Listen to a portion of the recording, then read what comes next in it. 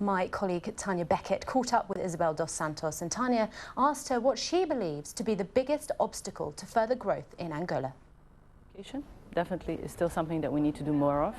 I think we've been really in Angola looking at this very seriously. Now we have a 90% enrollment rate in schools. We have an over 80% literacy rate. We have invested greatly in having new universities built. So education is really still our gap. I think if anyone wants to help Africa, they definitely need to look on how to help our universities and how to help us gain more knowledge. And by that, also knowledge in things like agriculture or just general skills such as construction skills. Everything. We need to know more. And this raises the question as to when people are doing business in Africa, to what extent do they have a responsibility to the community in which they are working? What's your view on that?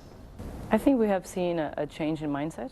Initially, there were the type of investments that Angola, maybe in particular, I won't say Africa as a whole, was attracting, were probably investments that were short-term investments, mainly on people who wanted to come in and probably had a very quick exit strategy. Now I've seen a shift in that.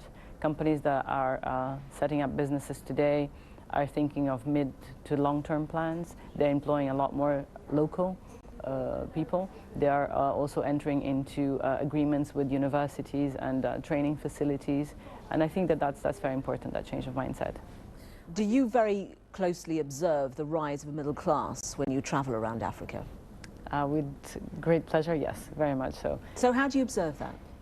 Well, when you go to an African city today, the number of cars are striking. So it's true that we are experiencing some big traffic jams and having to address those issues, but in a way that's just the effect of people having more money and being able to buy their own car, their own house, being able to start up their business, having their children sent to private schools. We also have seen that there's the number of homeowners in Africa is growing.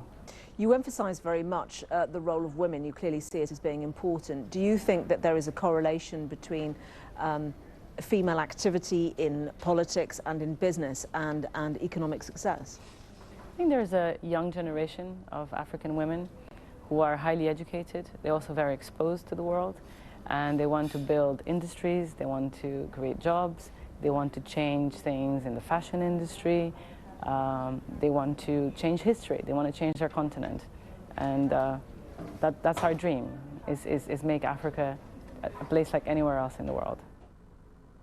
Isabel dos Santos speaking to Tanya Beckett.